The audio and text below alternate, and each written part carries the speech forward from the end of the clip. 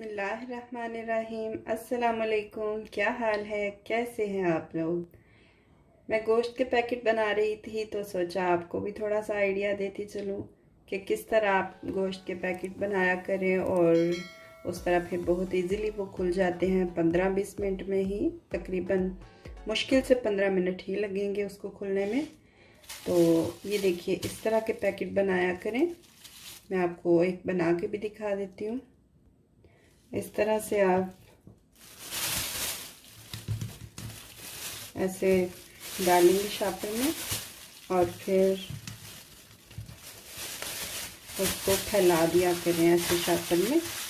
और इस तरह से आपके फ्रीज़र में जगह भी बहुत बनेगी, गोश्त भी बहुत ज़्यादा आ जाता है।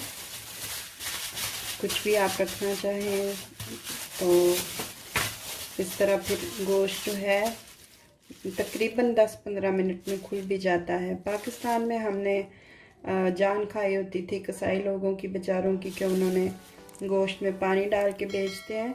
तो इधर तो हम खुद ही पानी में रख के तो पानी में इतना सही से वो डिप हो जाता है कि हम आधा पानी वाला गोश्त खुद बना रहे होते हैं।